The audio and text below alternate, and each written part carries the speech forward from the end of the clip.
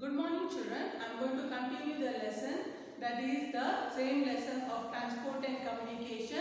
So today I am going to go for waterways. Already I told you about the first is about the roadways, second I told you about the railways. So now this is next I am going to go is in waterways. Okay. So what do you know about waterways children?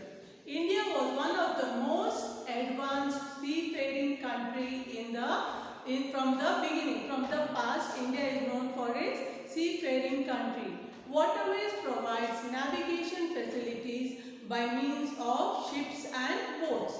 Waterways can be divided into two types. As I have already told you earlier, it is the inland waterways and the ocean waterways. First one, what is inland waterways? Inland waterways are the water where you find in rivers, lakes, backwater and canals, and these are all the inland waterways. At one time, inland waterways plays an important role in the transport system of India.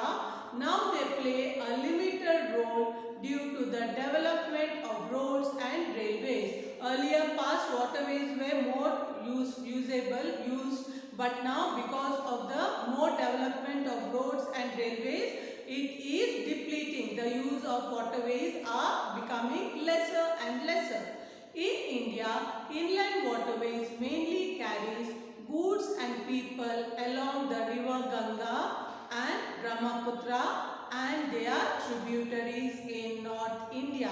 So along with river Ganga, Brahmaputra and their tributaries in North India, the South Indian rivers are navigable only in the delta coast. The second one I am going to go is ocean waterways. What is ocean waterways? Water transport through seas and oceans from ocean water are formed from ocean waterways. India has a long coastline and there are some ports. India is also located at the center of Eastern Hemisphere. Nearly 85% of our foreign trade is seaborne. All these factors favor for ocean transport.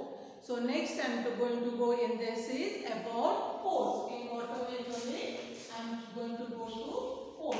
What do you mean by ports children? You know ports are the place where the ships come and halt. Okay. So here the main definition of the ports is it is the meeting point between the land and the sea route where the ships or the dockyard for the loading and unloading takes place. So there is a meeting point between the land and the sea. Okay, it's a meeting point where the ports are made and where the loading and unloading is done in the dockyard.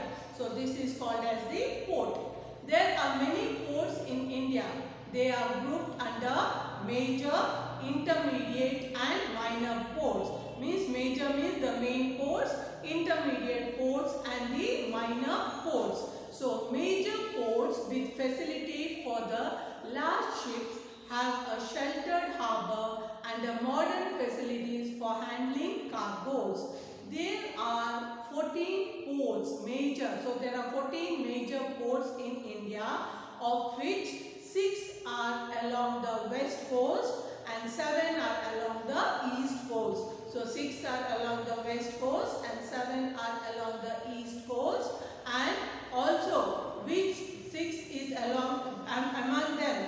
Another one is there, which is that is in the Andaman and Nicobar Island. There is one more port in Andaman and Nicobar Island other than these 14 major ports. So now next I am going to go is ports in the western coast. So I told you there are two parts, ports in the western and the eastern. So now the first I am going to go ports in the western coast. First one is Kandla. What is Kandla? It is located at the head of the Gulf of Kutch in Gujarat. So Kandla port is located at the Gulf of Kutch in Gujarat. The second one is Mumbai. Mumbai is the biggest and most spacious and well sheltered port, and it is situated in Maharashtra, and it is also called as Gateway of India. The third one is Jawaharlal Nehru. Jawaharlal Nehru Port is formerly known as Nhava Sheva Port.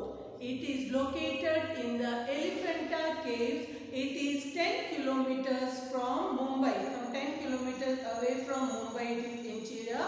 It has been built to release the pressure of the Mumbai port. In the Mumbai port, there is lot of pressure because of the large ships and all. So to reduce the pressure, the one more Jawaharlal Nehru port is being constructed. The next you got is Mormugao. Where is Mormugao? It is situated in the entrance of the Zawri estuary in Goa. The next you got is the New Mangalore port. It is known as the Gateway of Karnataka. It is situated at Panambur to the north of Mangalore.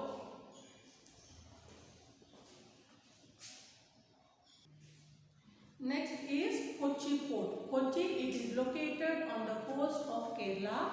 It is also called as the Queen of Arabian Sea.